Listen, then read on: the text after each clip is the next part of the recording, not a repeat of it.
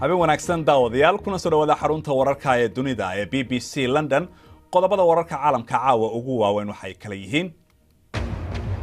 qaramada midoobay ayaa ka digaysa masiibo bini'aadanimo iyadoo ciidamada dawladda Suuriya ay madaafiic ku garaacayaan magaalada mucaaradku ay gacanta ku hayaan ee Idlib waxaan warbixin gaar ah idinkaga haynaa wiil dhalinyaro oo Soomaali ah oo lagu dhex dilay xabsi ka mid ah xabsiyada ku yaala magaalada London wiilkaasi oo la yiraahdo Qadar qaybta click ee teknolojiyadan waxaanu idinku soo gudbin doonaa mashiin si la yaab la u duulaya oo baala loo sameeyo waliba si khiyaano ay ku jirto ayuu isu kala majiirayaa mashiinkaasi waxaanu ku bilaabaynaa magaalada Idlib oo ah goobta ay ugu xoog badan yihiin mucaaradka waddanka Suuriya oo dhan waxaa lagu qiyaasay in ugu yaraan 200 oo qof oo rayda oo ay ku jiraan 50 caruur ah lagu dilay magaalada isagoo BBC-da la hadlayay Panos Momtis oo ah ninka madaxda ka ah barnaamijka qaramada midoobay ee dhinaca bini'aadanimada waddanka Suuriya ayaa waxa uu sheegay in ugu yaraan 4 milyan qof ay ka barakaceen halkaasi Suhayba Maxamed Badqas ayaa ka waramaysa halkani waa gobolka Idlib kadib duqeymo dheeraad ah oo dhanka cirka ah oo ay ku qaadeen ciidamada dawladda kooxaha mutadawiciinta ee badbaadada ayay u tahay xilli cabsi ah waxa ay burburka dhismayaasha ka baarayaan dad ku hoos jira wajiga weeraradan rogaal celiska ah oo ay dawladdu qaadayso ayaa kumanaan qof waxa ay ka barakaceen guryahooda waxaan aad uga xunnahay xaaladda ka jirta dhulka waxaan aragnay ku dhowaad 4 milyan qof oo hadda dhow soo barakacay dadkaasina waxay hadda ku sii jeedaan dhanka xuduudda Turkiga dabcan waa arrin musiibo ku ah dadka degan gobolka Idlib tanina waa tusaale muujinaysa masiibada inta ay gaarsiisan tahay wasaqda iyo xeryahan cooshadaha ka samaysan ay halkan ku yaala ayaa ka mid ah waxa ka haray Idlib tan iyo markii ay weerarada bilowdeen xeryaha rasmiga ah durbaba waa ay buuxaan ma jiraan adeegyo halkan ka socda waxaana iman kara qabow daran ma haysano hooy waxaan la daalaa dhacaynaa in aan helno cunno si wanaagsanna uma qaadano raashinka waxaan si taxadar leh u tashiilnaa dhibicda biyaha ah ee aan helno dalalka kale ma awoodaan miya in ay wax ka qabtaan arrintan uma jeedaan miya waxaan oo idil ciidamada ay taageerayaan dawladda Suuriya iyo sida la aaminsan yahay diyaaradaha dagaalka ee Ruushka ayaa guulo ka gaaray gobolkan muddo toddobaadyo ah ayaga oo sheegay in ay bartilmaameedsanayaan kooxo jihaadoon ah iyo falaagooyin kale oo ka soo jeeda deegaano kale guusha ugu weyn ee halkan oo ah gobolkii ugu dambeeyay oo gacanta ku hayaan falaagada ayaa ka dhigan in dagaalka sokeeye uu u dhow yahay in uu dhammaado balse shacabka ayay dhibaatada ugu weyn soo gaaraysaa ugu yaraan 11 qof ayaa ku dhintay horaantii toddobaadkan duqeymo la eegtay suuqan qudaarta marka maxaa xiga militariga Suuriya ma waxa ay doonayaan in ay la wareegaan goobo istiraatiiji ah mise waxa ay isku dayayaan in ay la wareegaan gobolka oo dhan iyadoo ay kor u sii kacayso tirada dhalinyarada Soomaalida ee ku xiran xabsiyada magaalada London ee waddankan Britain sida ay sheegayaan mas'uuliyiinta ammaanka ayaa waxa arbacadii lagu dilay xabsiga Wormwood Scrubs Qadar Saalax oo ah wiil Soomaaliyeed oo 25 jir ah kaasi oo lagu tooriyeeyay xabsiga dhexdiisa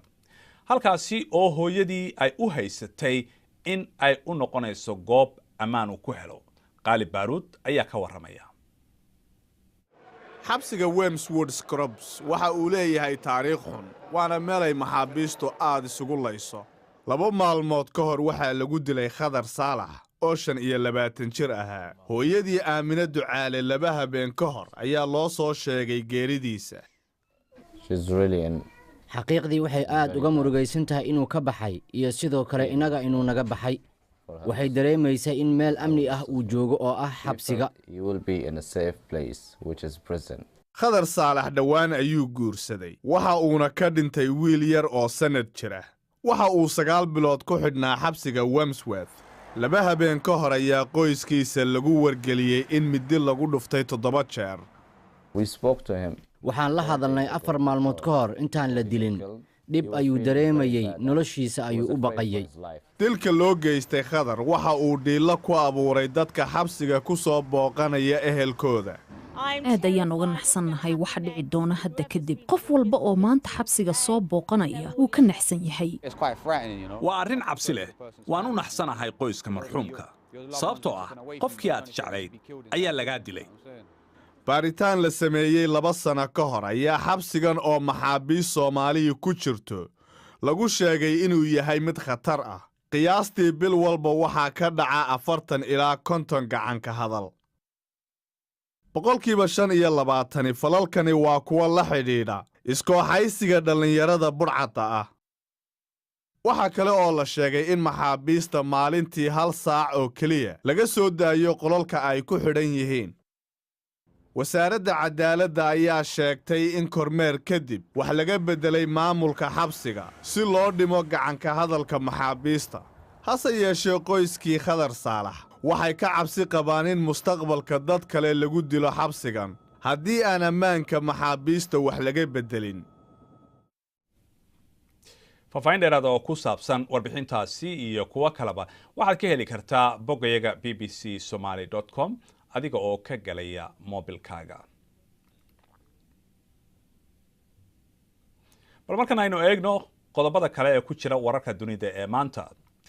950 dahabka qoda ayaa laga badbaadiyay waddanka Koonfur Afrika kadib markii ay ku goodoomeen 2 maalmood dhulka hoostiisa baaritaan cisbitaal ayaa loo diray dadkaasi laakiin looma malaynayo in wax sidaa u weyn ay gaareen waxaa dadka laga soo saaray godka markii duufaano ay gooyeen korontadii meesha macdanta laga qodo ee Patricks la yiraahdo oo ku taal gobolka Orange Free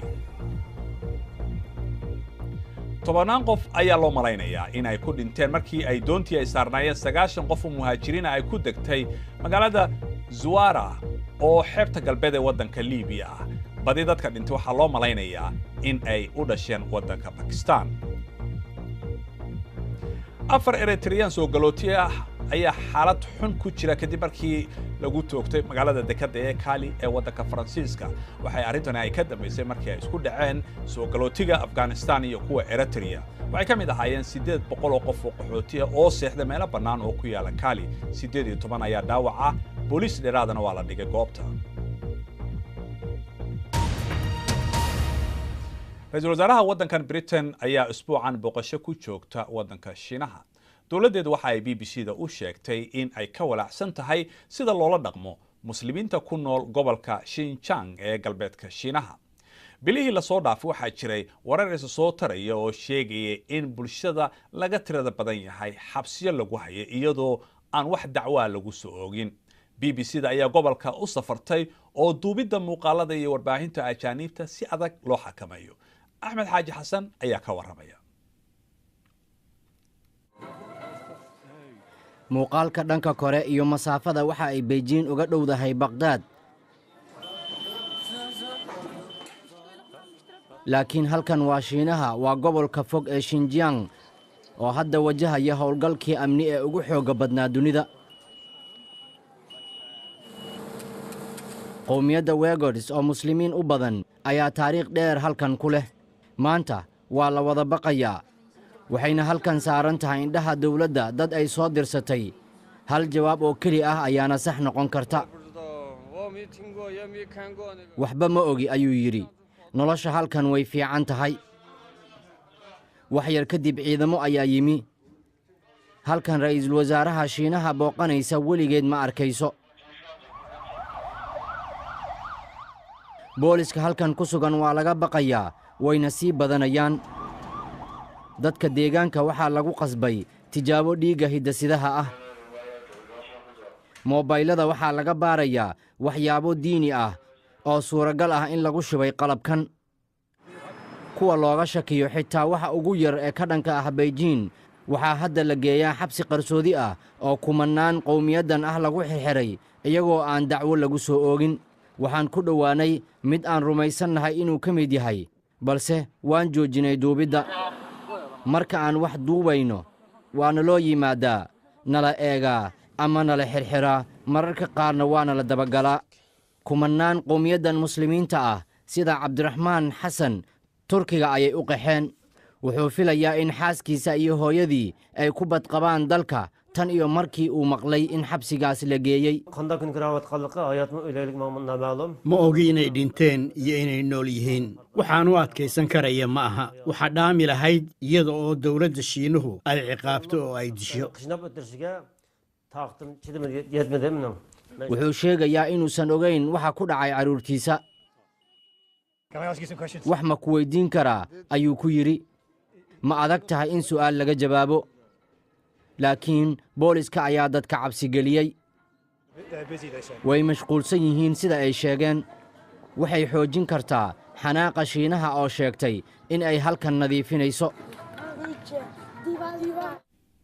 markana wararka ciyaaraha caafimaad darro ayaa laga yaabaa in Arsenal ay ka joojiso inuu ciyaaro Pierre-Emerick Aubameyang oo ah ciyaartooygii lacagtii ugu badnayd ay ka bixiyaan oo aanu ka qayb galin ciyaarta isku beegan yihiin kooxda Everton.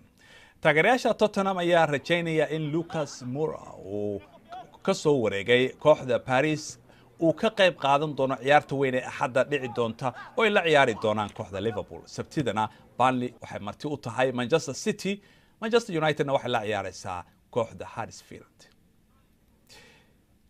dhinaca tenniskana 4 ciyaarood ayaa la yeelanayaa koobka Davis Cup la yiraahdo wareegga koowaad magaalada Brisbane ee Australia. Jarmalka iyo Australia ayaa ishaya kadib markii labadooduba ay ku soo guuleysteen ciyaarihii kalid ahaa maalintii koowaad. Alexander Zverev iyo Nick Kyrgios ayaa labaduba ku guuleystay. kooxda Spain waxa ayana is arkayaan Great Britain.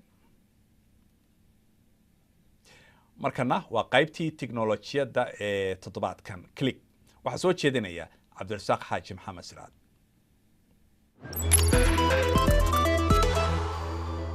fiidmeertan robotka ah Patpod waxa ay samaysaa waxa u eg duulimaadka fiidmeerta. hadda waxa shaaca ka qaaday culimada sayniska ee Mareykanka. sida fiidmeerta dhabta ah pod waxay dhaqaajin kartaa baalkeeda garab si gooniya waxaanay baalkeeda ka dhigi kartaa siday si la yaab leh u dhaqdhaqaaqi karto. way ka karti fiican tahay droniska iyo robotska duula markaa baytariga saarani muddo dheer buu shaqayn karaa.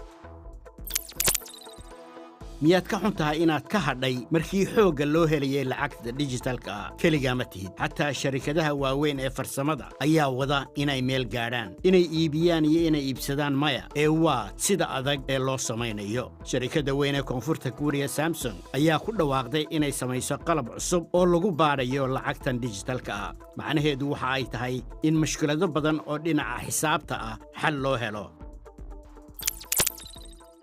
Amazon ayaa sheegay iyagu gaarna u yeelan doonaan rabad lagu xidho gacanta oo raacdaynaya dadka shaqaalaha dhaqdhaqaaqooda. waxa kale soo celinaysaa war u digaya qofka xidhan inaanu gaadhin meelo khalada. Amazon waxa ay ku tilmaantay farsamo tiknoolajiya oo waqtiga kaydinaysa, laakiin kuwa iyaga canaananaya waxa ay leeyihiin waa hab aad intuu u durkay la doonayo in la eego sida shaqaaluhu u shaqeeyo. 10 bilood oo kaliya markii la sii daayay Nintendo Switch wuu ka iibatay kii ka horreeyay Wii U. Nintendo waxay iibiyeen 7.23 milyan oo mashiinka lagu cayaaro ah 3 bilood ee na soo dhaafay. iibkuna uu noqday markaa 14.86 milyan. Wii U waxa ay bilaabeen iibka November 2012 waxay iibiyeen 13.56 milyan oo qaybood dabeetana waabay joojiyeen 2017.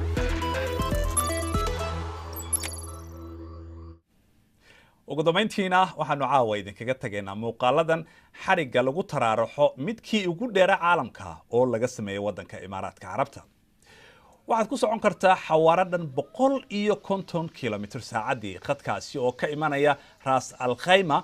waxa uu badda ka sarreeya 1680 mitir. madaxa magaalada Sheikh Ahmed bin Saud bin Saqar Al Qasimi ayaa ahaa qofkii ugu horreeyay ee tijaabiyay xarigga. mashruucani oo malaayiin ku baxday 5 daqiiqo qof ayuu qaadi karaa. kolley anigu iskuma day lahayn. wararkani kuwii ugu dambeeyay waxaad kala socon kartaan oo aad ka helaysaan bogayaga bbcsomali.com. inta ayaan ku soo gabagabeynaynaa nabadgelyo.